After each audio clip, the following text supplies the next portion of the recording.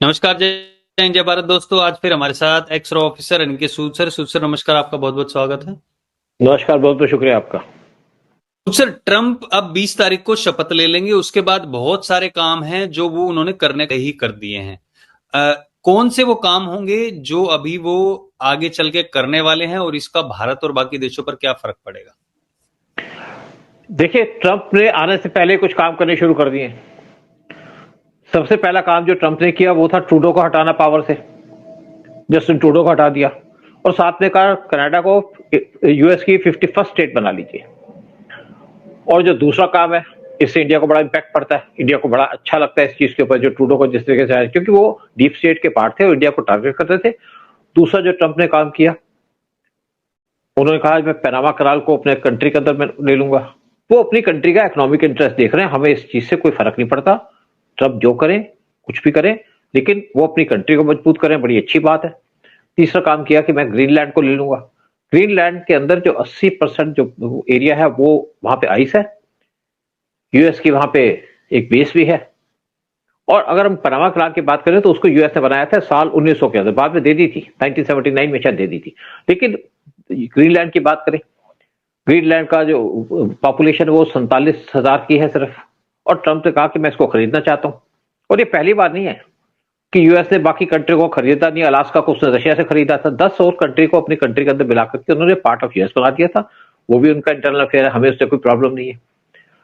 लेकिन साथ में ट्रंप ने एक और बातें की हैं कि मैं हमास को कहती वार्निंग दे दी थी कि आप ये लड़ाई खत्म कर दो जब से मैं पावर में आऊं या अपना बहुत लूं। और वहां पे एक एग्रीमेंट हो गया हमास और इसराइल के बीच में। उनका भी एक डर है, एक बहुत इंपॉर्टेंट चीज है पूरे वर्ल्ड के लिए। और चौथी बात की थी जिसपे उनकी पूरी अटेंशन होगी, रशिया यूक्रेन वार को खत्म करना।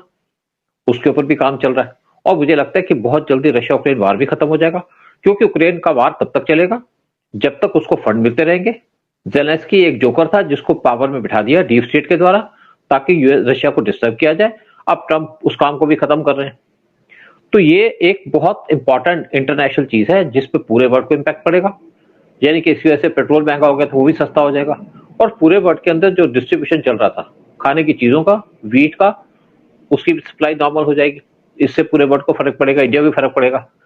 और छठा काम जो बड़ा इंपॉर्टेंट काम था जो हुआ है कि जो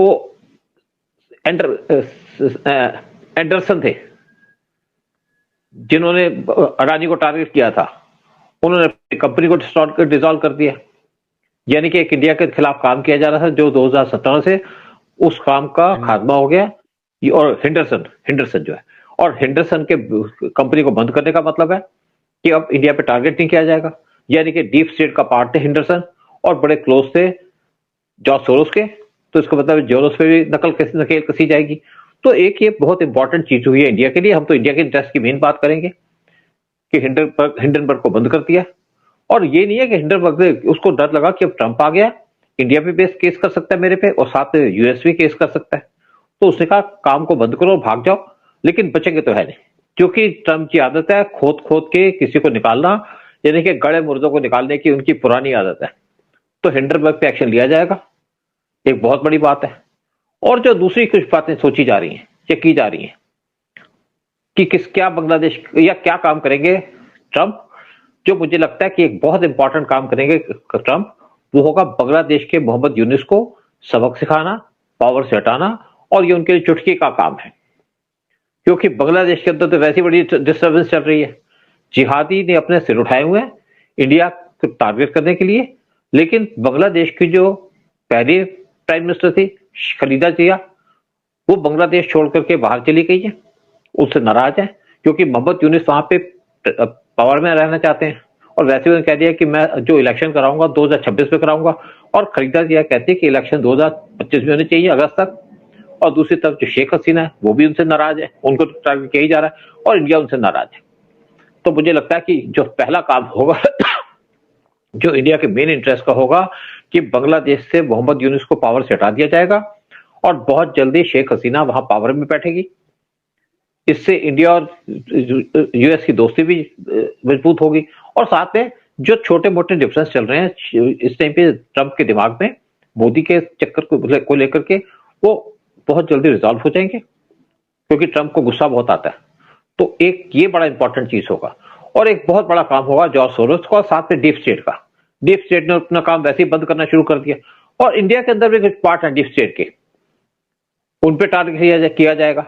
स्पेशली आप दिल्ली का जो इलेक्शन हो रहा है, यहाँ पे केजरीवाल है, केजरीवाल को फोर्ड फाउंडेशन ने पैसा दिया था, और फोर्ड फाउंडेशन है पार्ट डीप स्टेट का, तो उसको भी सपोर्ट बंद हो चुकी है। और केजरीवाल भी इलेक्शन हारने वाले हैं, तो अगर केजरीवाल इलेक्शन हार जाते हैं और इलेक्शन हारेंगे भी, तो आप सोचिए कि इसके ऊपर जो डीप स्टेट उनको सपोर्ट करते हैं वो खत्म हो जाएगी, और एक इंडिया के लिए अच्छा होगा, और स्पेशली डीप स्टेट का। और जो दूसरा डीप स्टेट का पार्ट है वो है राहुल गांधी, जिनको डीप स्टेट वहां से सपोर्ट करती है और एनकरेज करती है कि आप इंडिया के खिलाफ एक्शन लीजिएगा।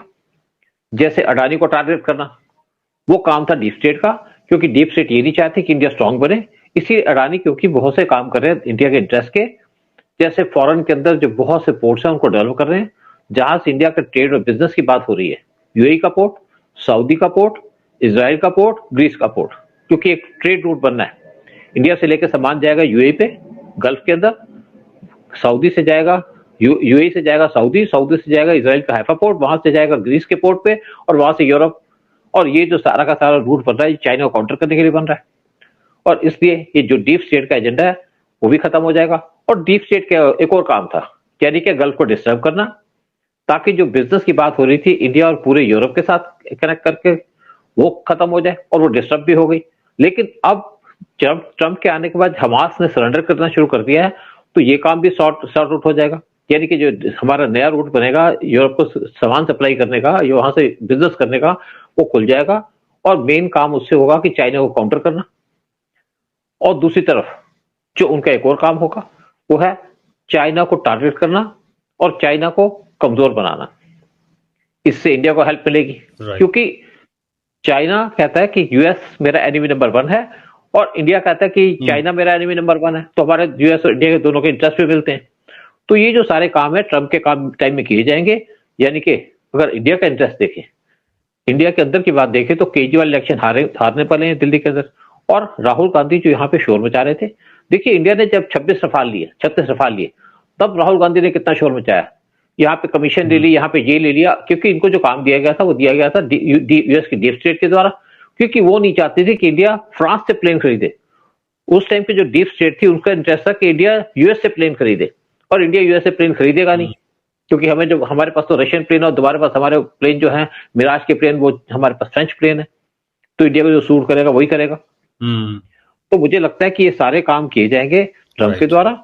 बाकी जब पीएम मोदी और ट्रंप बैठेंगे, सिर से सिर जोड़ करके बैठेंगे, तो पूरा डिसाइड करेंगे कि और क्या काम करने हैं।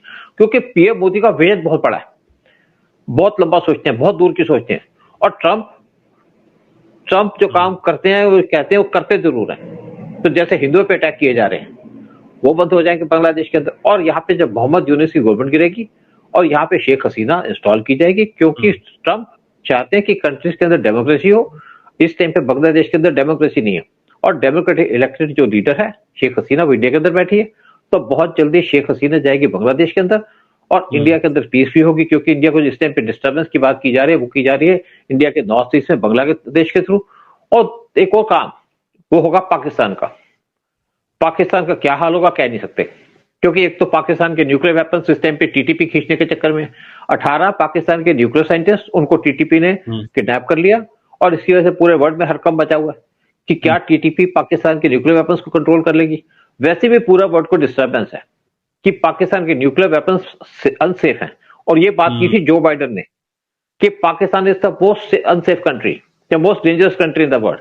वो इसीलिए की थी कि इनके जो न्यूक्लियर वेपन्स है वो सेल पे हैं, कभी भी मिलिटेंट्स उनको चुरा सकते हैं। तो एक पाकिस्तान पे काम होगा। हमारा क्या इंटरेस्ट है, हमारे नेबरिंग कंट्री का इंटरेस्ट है, जैसे बांग्लादेश हो गया, आज जो लेटेस्ट हमारे थ्रेट बना हुआ, पाकिस्तान हो गया, चाइना हो गया। और चाइना को काउंटर करने के लिए यूएस ने पहले ही शुरू करती है 4 नए न्यूक्लियर एयरक्राफ्ट कैरियर बनाने का। यूएस के पास 11 एयरक्राफ्ट कैरियर है, चाइना के पास 3 है, और चाइना अपने एयरक्राफ्ट कैरियर की जो स्ट्रेंथ बढ़ाना चाहते हैं 9 तक, इंडिया के पास 2 है, और इंडिया ने भी 4 एयरक्राफ्ट कैरियर बनाने का सोच लिया है चाइना को काउंटर करने के लिए। और यूएस के पास 11 एयरक्राफ्ट कैरियर है, यूएस और 4 नए एयरक्राफ्ट कैरियर, बड़े बड़े aircraft carrier, nuclear powered aircraft carrier, वो बनाने का काम कर रहा है ताकि वो चाइना को काउंटर कर सके। तो ये सारे के सारे काम किए जाएंगे ट्रंप के द्वारा, और बाकी ट्रंप का अपना भी विजन है, क्या काम करते हैं वो। बिल्कुल, देखते हैं आने वाले वक्त में कि क्या क्या चीजें हैं जो वो करना चाहते हैं अपने लिए भी और अपने दोस्त देश जिसे वो भारत कहते हैं उसके लिए भी। बट बहुत बहुत धन्यवाद सूद सर आने के लिए, सारी जानकारी देने के लिए। जय हिंद, जय भारत। जय हिंद, जय भारत।